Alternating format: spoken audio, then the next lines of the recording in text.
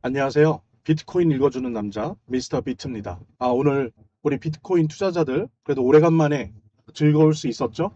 예, 오래간만에 정말 몇 달 만입니까? 예, 비트코인이 지금 9,500선을 뛰어넘고 계속 9,600, 700까지 도전을 하고 있습니다. 이렇게 된 데는 여러 가지 이유가 있지만 특히 어제 발표됐던 재무부의 장기국채 바이백을 2배 확대하겠다. 9월 9일부터 11월 4일까지 2배로 확대하겠다. 바이백이라는 게 뭡니까? 재무부는 국채를 발행하잖아요. 왜냐하면 정부를 운영하는 살림살이를 하는 곳이다 보니까 돈이 필요하죠. 그러니까 기존의 부채도 갚아야 되고 또 살림살이를 해서 돈을 채워 넣어야 되니까 항상 국채를 발행합니다. 재무부가. 근데 이제 그동안 장기 국채와 단기 국채를 발행해 왔는데 이 시장에 나가 있는 장기 국채를 바이백하는 조항이 있어요. 바이백이라고 하는 건 사는 거죠. 그래서 재무부가 그 국채를 사서 그러면 어떻게 됩니까? 돈이 시중에 풀리는 거죠. 요거를 9월 9일부터 11월 4일까지 2배로 확대하겠다라고 했어요. 공식 발표한 겁니다. 그러니까는 시장이 반응을 한 거죠. 아, 돈이 풀리겠구나. 그 다음에 지금 모든 자산들을 아주 억누르고 있는 장기 국채의 고금리. 뭐 예를 들면 여러분들 30년물은 지금 몇이에요? 예.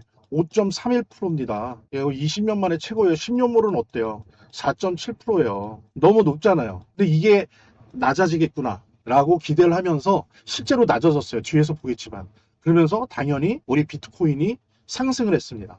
그래서 이것이 향후에 단기적으로, 중기적으로, 장기적으로 어떻게 진행될 것인지 많은 분들이 궁금해 하실 거예요. 그래서 이런 재무부의 장기채, 바이백이, 되사기, 매입이 우리 비트코인한테 단기적으로, 중기적으로, 또 장기적으로 어떻게 좋은 의미가 있는 건지, 구체적으로 왜 그런 건지, 그래서 미래는 어떻게 될 것인지 살펴보는 시간 가질 거고요.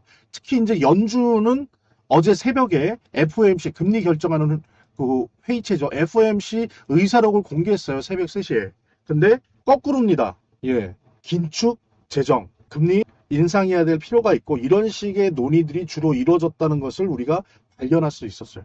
그러니까 이게 뭡니까? 서로 반대되는 의견이죠. 그래서 어떻게 보면 전쟁이라고 표현할 수도 있는데 이런 부분까지 같이 보면서 이 재무부의 채권 정책이 우리 비트코인에게 단기적으로, 중기적으로, 장기적으로 어떤 영향, 어떤 좋은 영향을 줄지 또 우리가 살펴봐야 될 것은 무엇인지 함께 공유하는 그런 아주 중요한 시간 갖도록 하겠습니다. 항상 말씀드린 것처럼 시청하시기 전에 오히려 구독, 좋아요, 알림 설정 해주시고요. 듣다가 별거 아니다 싶으면 취소하면 되니까요. 꼭 부탁드리고 그 다음에 오늘 되게 중요한 얘기니까 내용이니까 마지막까지 시청해 주시기 바랍니다. 자, 미스터 비트의 비트코인 이야기 본격적으로 시작하도록 하겠습니다. 자, 요약을 하면요. 핵심적으로 요약을 해보겠습니다. 두 기간 재무부와 연준이 힘들의 전쟁을 벌이고 있어요. 그리고 현실에서는 일단 지금까지는 재무부가 이기고 있습니다. 지금 재무부가 하는 건 뭐냐면 말씀드린 대로 9월 9일부터 11월 4일까지 바이백 장기 국채를 채권을 되사는 사는 규모를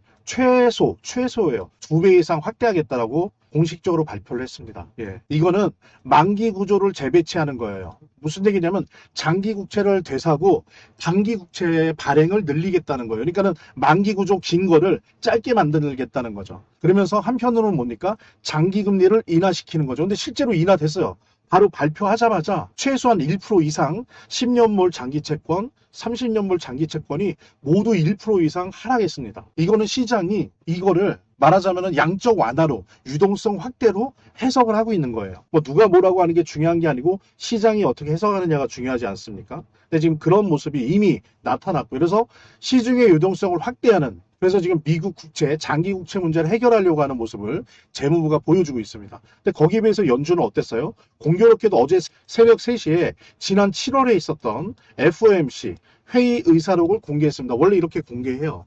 한 달 있다가 공개를 하죠. 근데 보니까 원래 요거는 알려져 있었죠. 9명은 금리 동결을 원했고 3명은 0.25%죠. 인상을 주장을 한 거는 알려진 대로 맞는데 전체적으로 인플레이션이 여전히 심각하다라고 평가하고 있으면서 물가를 안정시켜야 된다라고 하는 게 다수였어요. 이 얘기는 뭐냐? 이대로 된다면 그거는 금리를 인상하겠다라고 하는 의지가 지금 보여지는 거거든요. 그것도 다수가. 그래서 사실 9월에는 물가 인상 확률이 높다라고 점치고 있었는데 요즘 이제 경기 또 안 좋고 또 고용 상황도 별로 안 좋은 것들이 여러 가지 지표들이 나오면서 오히려 9월에 금리가 원래 예상처럼 인상되는 게 아니라 또다시 7월처럼 동결되는 거 아니냐라고 하는 의견과 여론이 더 높아지고 있긴 합니다만 어쨌든 되게 상징적이게도 미국의 재정과 돈의 흐름들 유동성을 책임지는 두 부서가 서로 다른 방향으로 가고 있다.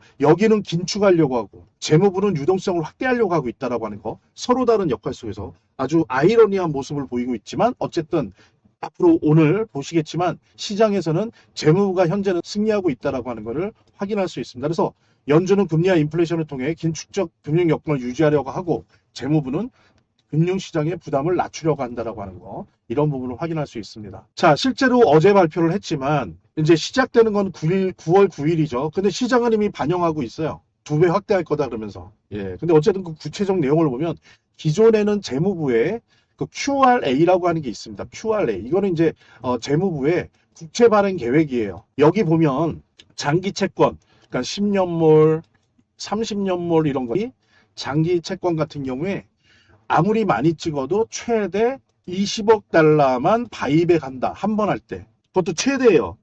최대 20억이고 뭐 10억 할 수도 있고 5억 할 수도 있는 겁니다. 바이백을 다시 사들이는 거를. 예. 그래서 이제 장기 채권 시장을 조절할 수 있도록 이렇게 한 건데 이거를 재무부가 어떻게 바뀌었냐면 대단합니다. 여기 한번 보세요. 예.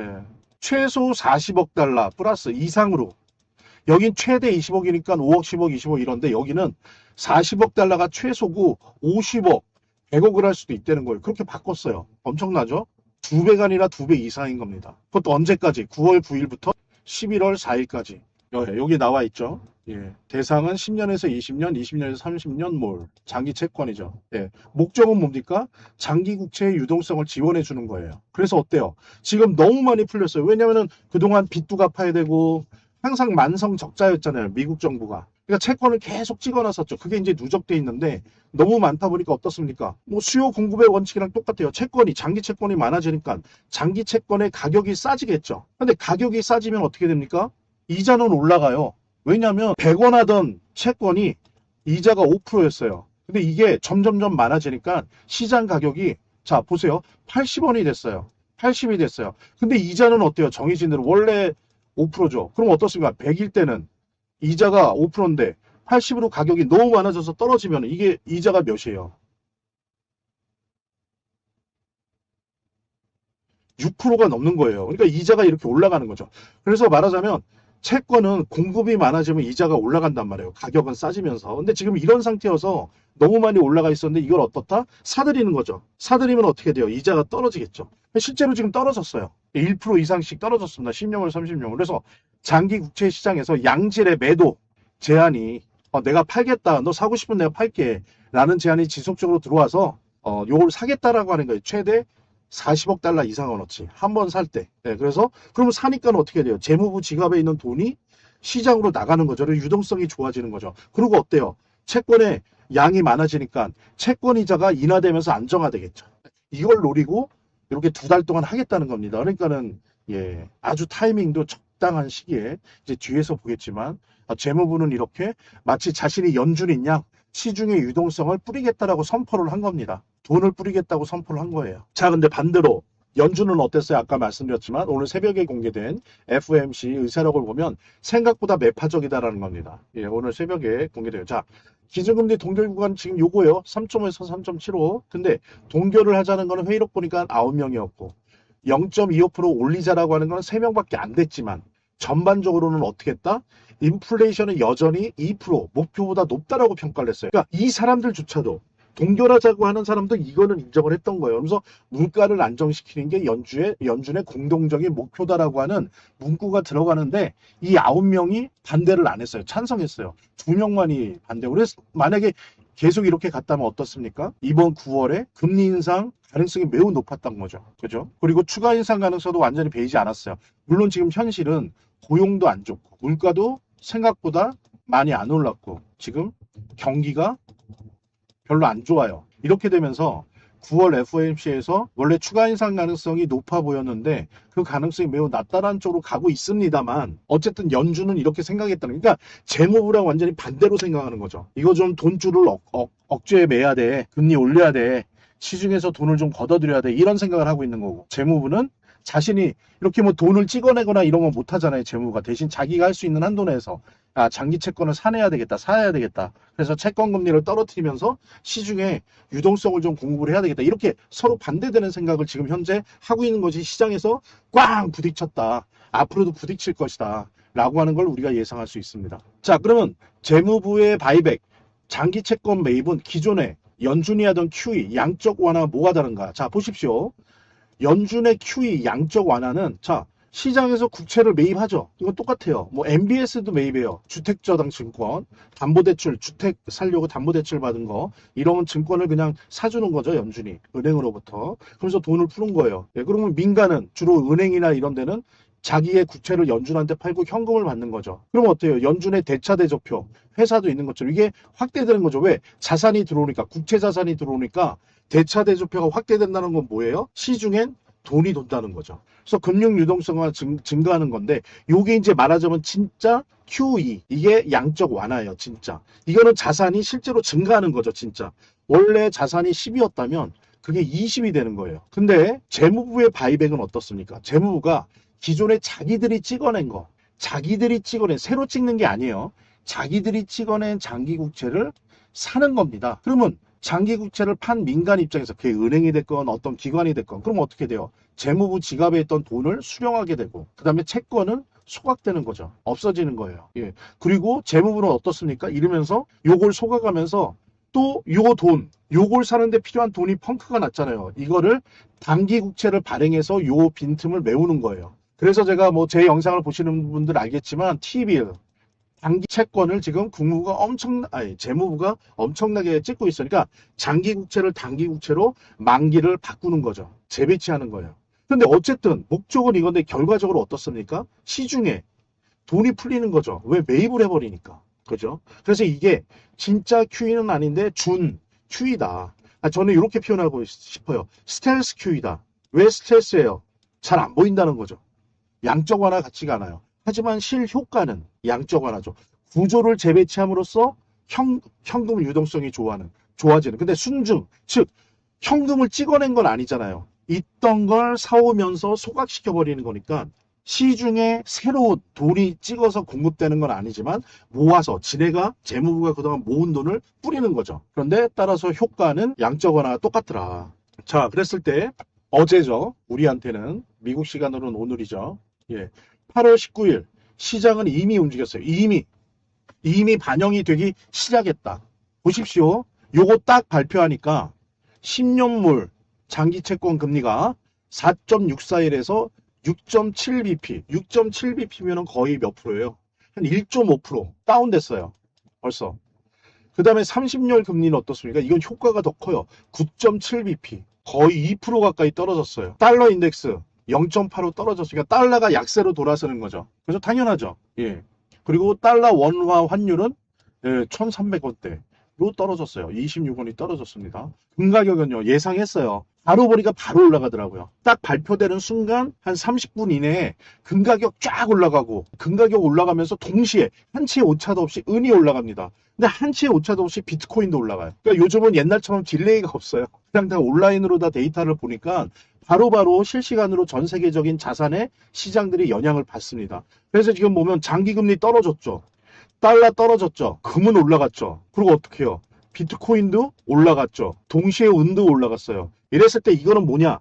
누가 뭐라고 표현하든 야, 재무부의 양적 완화는 이거 진짜 양적 완화가 아니야. 이거 심리적인 거야. 그런데 그런 게 아니야. 실제로 돈은 풀리는 겁니다. 찍어내서 푸는 게 아니라 걷어들였던 거를 내 주머니에 있는 재무부 주머니에 있는 거를 푸는 거 차이만 있을 뿐 실제로 돈을 푸는 거예요. 그래서 시장은 어떻게 반응했다? 글로벌 달러 유동성 확대 신호로 시장이 받아들였다. 이게 중요한 겁니다. 그러니까 비트코인이 오른 거예요. 자, 그렇다면 왜 채권 금리가 하락했는가?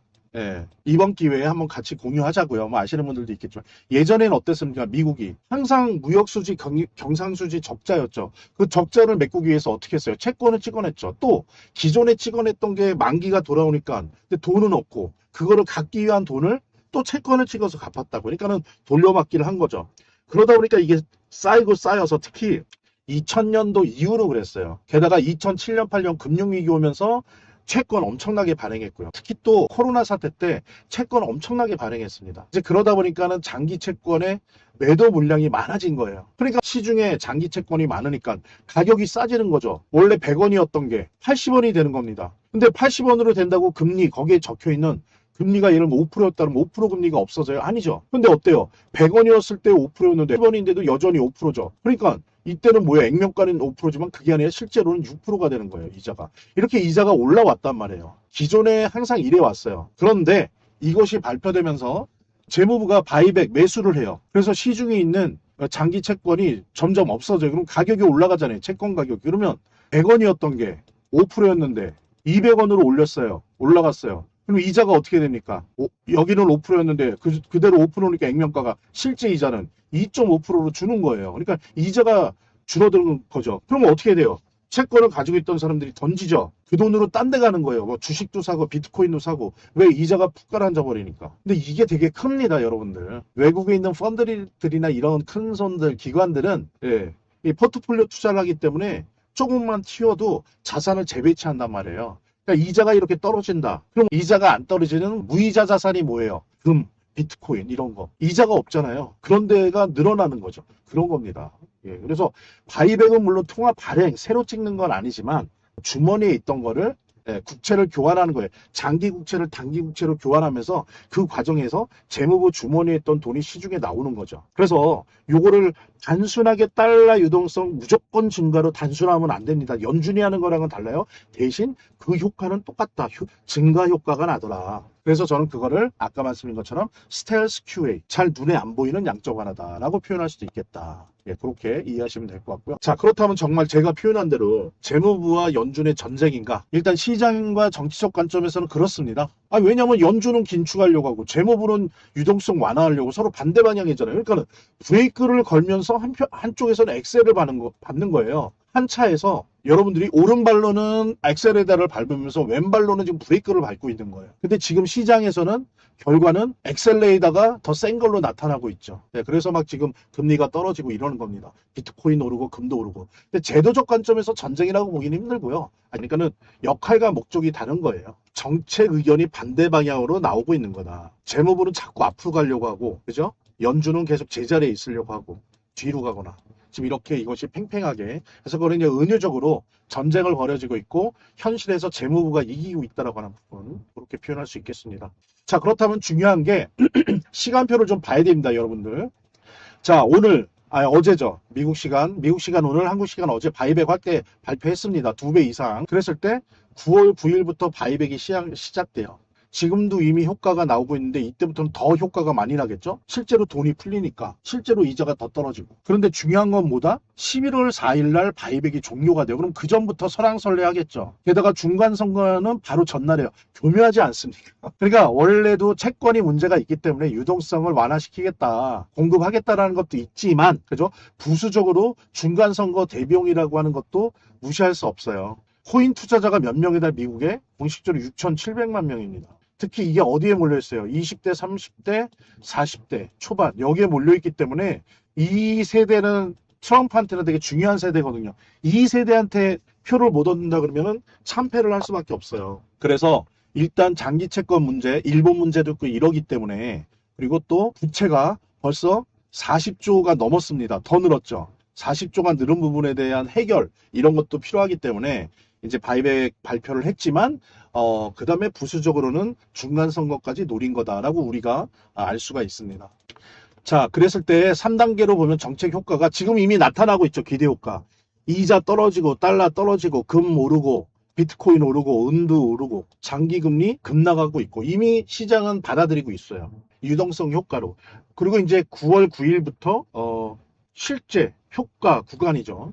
효과가 더욱 명확해질 구간입니다. 바이백 집행하고 장기채 수급 안정되고 이렇게 되면서. 근데 이제 중요한 거는 요거예요. 11월 4일까지라 여기에 대한 여러 가지 예상하는 뭔가가 나올 거 아닙니까? 그러면서 이제 시장이 선반영하겠죠. 요때가 이제 중요한 시험대예요. 더 가느냐, 아니면 멈추느냐, 아니면 뒤로 가느냐. 그래서 요게 하나의 변수인데 실제로 돈이 풀리고 금리가 내려가는 거기 때문에 이게 심리가 아니에요. 객관적으로 장기 채권 금리가 내려가고요. 돈이 풀리는 거기 때문에 무슨 심리적 효과가 아니다. 물적 효과다라고 하는 부분들. 자, 뭐 이미 아시겠지만 비트코인에 영향을 줍니다. 세 가지 경로로 달러 약세가 되잖아요. 당연히 긍정적이죠. 예. 비트코인의 매력이 올라가는 거죠. 시장에서. 근데 장기금리 하락하잖아요. 그럼 당연하죠. 채권 매력이 감소하고 여기에서 뛰쳐나오는 돈들이 우리 비트코인에 올 확률이 매우 높죠. 주식이나 비트코인 아니면 둘 다 이렇게 가는 거죠. 은으로도 물론 갑니다. 그 다음에 금융 유동성이라는 측면에서 재무부 지갑이 축소가 되죠. 그러니까 재무부 지갑에 있는 돈을 풀어서 뿌리는 거란 말이에요. 그러면 이제 민간의 금융 시스템에 유입이 되는 거죠. 유동성이 많아지는 거죠. 이런 비트코인이나 주식에 긍정적인 거죠. 이런 겁니다. 근데 한편으로 제 영상을 항상 보신 분들은 잘 아시겠죠. 제가 항상 단기 채권 얘기를 한 2차례 걸쳐서 했어요. 이것이 당장은 비트코인한테 안 좋지만 올 4분기 끝이나 내년 1분기부터 우리 비트코인을 폭등시키는 그런 에너지가 될 거다라고 말씀드렸는데 지금 현재는 그러니까 장기 채권 매입을 위해서 비워지잖아요. 근데 중요한 건 이걸 채워야 되잖아요. 이 돈 어디에서 구해요? 장기 채권 발행을 통해서 요 돈을 구한다. 즉 채워 넣는다. 라고 하는 양면성이 있는 거. 그리고 단기 채권 요 발행이 왜 비트코인에게 좋은 영향을 주고 올 4분기 끝이나 내년 1분기 요럴 때 비트코인의 급등을 가져오는 원인이 될 확률이 높다라고 하는 거는 제가 영상을 이미 만들었으니까요. 저희 채널 한번 살펴보시기 바랍니다. 바로 어제자 영상 보시면 그게 나와 있으니까요. 한번 참고로 봐주시기 바랍니다. 자, 그래서 비트코인의 제일 좋은 최상의 시나리오. 아예 페드가 9월에 금리 인상을 중단하는 거예요. 그러니까 동결. 그럴 확률이 꽤 있는데. 그 다음에 재무부는 제가 말씀드렸죠. T빌. 단기 채권만 계속 조달하는 거예요. 그 다음에 11월까지. 그거는 원래 하기로 했잖아요. 장기 채권 바이백 지속 확대하고. 장기채로 계속 조달하고. 장기 금리 하락되고. 달러 계속 약세되고. 금융 유동성은 이걸 통해서 계속 확대되고. 그 돈은 어디를 통해서 얻는다? 단기채 발행을 통해서 그러면 어떻게 돼요? 비트코인이 상승하는 거죠. 엄청나게 상승하는 거죠. 네, 지금도 좋아지지만 진짜 지금 수준이 아니고 완전 뭐 10만 달러를 넘어간다든지 이런 식의 반폭등이 4분기 끝이나 내년 1분기에 가능해지는 겁니다. 저는 사실 그렇게 예상을 해왔고요. 근데 최악의 시나리오는 9월에 혹은 11월에 혹은 12월에 추가 금리 인상을 한 번 이상 하는 거. 이거 안 좋죠, 진짜. 예? 그 다음에 TGA의 현금이 계속 축적되는 거. 그러니까 단기채만 발행을 하지 장기채 바이백을 안 해버린다. 이러면은 안 좋죠. 이런다라고 한다면 뭐 장기금리가 다시 올라가죠, 뭐. 장기채 재매입 안 하면 다시 올라가요. 예. 일단은 11월까지는 하기로 했긴 하지만 11월 4일까지는. 그 다음에 이렇게 되면 달러가 강세되죠. 그럼 당연히 금융 유동성 위축되고 비트코인 하락하게 되죠, 다시. 예. 근데 다행히도 저는 사실 이것까지도 보고 있었어요. 근데 다행히도 지금 바이백이 11월 4일까지 한다니까 이제 변수가 생겼습니다. 예. 오히려 이제 변수는 요 이후에는 어떻게 될 거냐라고 하는 부분이 변수가 되는데 어쨌든 이렇게 최선의 조합, 최악의 조합이 있다라고 하는 부분 우리가 이런 걸 보면서 신문이나 이런 걸 봐야 돼요. 그러면서 판단할 수 있는 거죠. 상승하겠구나, 하락하겠구나, 횡보하겠구나 이런 판단이 가능해지는 거죠. 자, 최종 결론. 이제는 그래서 우리 비트코인 입장이에요. 솔직히 주식이나 이런 쪽 말고 비트코인을 읽어주는 남자 미스터 비트로서 말씀드리고 싶은 건 이제 연준의 시대에서 재무부의 시대로 간다. 제가 어제 찍은 영상을 보면 아실 테지만 재무부의 이 채권 관리가 연준의 재무제표나 돈 푸는 것보다 더 비트코인에 직접적으로 영향을 줬다는 통계가 있어요. 원래도 그랬어요. 근데 사람들이 잘 몰랐죠. 그래서 제가 어제 이 발표 나기 전에 이제는 재무부의 채권 발행 정책이 비트코인한테 중요하다라고 하는 주장을 어제 영상을 통해서 했었는데 오늘 확인됐습니다. 이제는 연준의 시대가 아니라 재무부의 시대로 가야 되고요. 이게 비트코인한테 더 좋아요. 속된 말로 약발이 먹혀요. 연준이 하는 정책에 비해서 재무부의 정책이 비트코인에 직접적으로 도움이 더 많이 됩니다. 그래서 옛날에는 어땠어요? 페드가 연방준비은행이 양적 완화하죠. 유동성 증가하고 주식이나 비트코인이 오른다. 이런 단순한 공식이었잖아요. 근데 지금은 어떻습니까? 부채가 미국이 너무 커졌어요. 보십시오. 작년만 해도 37조 이랬어요. 달러. 근데 지금은 어때요? 1년 지났는데 벌써 40조 달러예요. 자, 이렇게 커진 현실에서는 부채의 문제는 무슨 문제입니까? 채권의 문제예요. 연방준비은행이 달러를 찍고 말고 이거보다 더 중요한 게 채권 문제인 거예요. 이런 현실에서 오히려 채권을 담당하고 있는 채권의 매입과 발행을 담당하고 있는 재무부가 만기 구조 관리, 그러니까 장기 채권 쌓여 있는 거를 줄이고 이거를 돈 주고 사면서 그 돈은 뭐로 메꾼다? 단기 채권 발행으로 메꾼다라고 하는 이 만기 구조 관리를 통해서 금융시장에 영향을 주는 시대가 되어가고 있고 여기에 가장 민감도가 높게 그동안 반응해 온 게 바로 비트코인이었어요. 제가 어제 영상에서 오히려 재무부가 그동안 비트코인을 키워왔다라고 하는 부분을 우리가 알 수 있고, 이제 그것이 전면화될 것이다라고 하는 부분을 우리가 알 수 있습니다. 자, 그랬을 때 연방준비은행의 QE 양적 완화와 우리 재무부의 스텔스 몰래하는 QE가 효과면에서 유사하다라고 하는 부분을 우리가 확인할 수 있었다. 그리고 통계적으로 오히려 더 비트코인에 대해서만큼은 더욱더 재무부의 스텔스 QE가 더 약발이 셌었다라고 하는 부분 여러분들과 함께 공유할 수 있겠습니다. 자, 그랬을 때 이제 최종 투자 판단을 해야 됩니다. 예. 그래서 체크해야 될 날짜와 지표를 좀 봐야 되는데요. 단기로는 지금 강한 호재예요. 시장에 나타나고 있죠. 중기로는 조건부 호재예요. 조건부 호재예요. 왜냐하면 여기에 뭐가 붙습니까? 이제 연준의 FOMC 가장 대표적인 게 언제 있어요? 9월, 11월, 12월 동결만 돼도 좋은데 만약에 이때 혹시나 매파가 득세해서 갑자기 막 금리를 인상한다든지 이러면 이제 이게 희석되는 거죠. 근데 지금 현재 9월 같은 경우에는 인상 가능성이 낮잖아요. 그렇게 봤을 때 조건부 호재다. 요 FOMC를 중심으로 한 조건이 어떻게 됐냐에 따른 조건부 호재고, 장기적으로는 검증이 필요하죠. 11월 4일 날 끝나니까. 물론 이전에 일주일 전에 뭐 며칠 전에 알게 이렇게 여론이 나오겠지만 더 할지 여기서 끝낼지 어쨌든 요거는 요 11월 4일 날 발표를 좀 봐야 된다라고 하는 거. 그래서 핵심 관찰일은 9월 9일 날 실제 바이백 장기 채권 매입이 들어가요. 최소 40억 달러 이상 바이백이 들어갑니다. 그래서 도대체 얼마나 하는지, 우리 비트코인한테 뭐가 중요하다? 얼마나 많이 바이백하는지, 40억이 최소 단위인데 40억 달러 하는지 50억 달러 하는지 한 번 할 때마다 이런 거를 봐야 됩니다. 많이 사면 살수록 어떻다? 비트코인한테는 좋다. 라는 걸 우리가 계속 관찰을 해야 되고요. 또 하나는 11월 4일 전후로 해서 종료가 되는데 이때 재검토가 어떤 분위기로 가느냐라고 하는 거를, 마치 우리 비트코인은 연준의 금리 결정만큼 오히려 그보다 더 중요하게 이거를 봐야 됩니다라고 하는 거. 그래서 앞으로 여러분들 저랑 함께 영상을 보고 비트코인 이야기를 나누고 비트코인 투자를 할 때 제가 이거는 당부드리는 거예요. 추천드린 건데 뭐냐면, 항상 여러분들이 모니터에 뭐를 띄워놔야 되냐면은 그냥 봐야 돼요. 매일매일 봐야 돼요. 오전에 한번, 오후에 한번, 혹은 하루에 틈만 나면 봐야 돼요. 차트 가격을 봐야죠. 그 다음에 DXY, 이거 달러 지표, 그 다음에 10년물 금리, 30년물 금리가 어떤지 항상 봐야 돼요. 그 다음에 TJ 주머니, 그러니까 재무부의 주머니가 곳간이 비어있는지 꽉 차 있는지, 어느 속도로 이거를 하려고 하는지, 그러려면 뭘 봐야 돼요? QRA, 이게 이제 재무부의 채권 발행 계획입니다. 저도 이걸로 영상을 만들지만 여러분들도 같이 재무부 홈페이지 가서 보시면 좋을 것 같고요. RRP는 이게 역레포인데, 은행들이 어디다 딱히 투자할 돈이, 뭐 투자기가 그래요. 그 돈들은 어디다 맡깁니까? 연준한테 맡기거든요. 그럼 이자를 줘요. 그럼 그건 무슨 얘기예요? 왜 RRP를 봐요? CG처럼 재무부 지갑처럼 RRP에 돈이 많다는 건 뭐예요? 시중의 유동성이 줄었다는 거예요.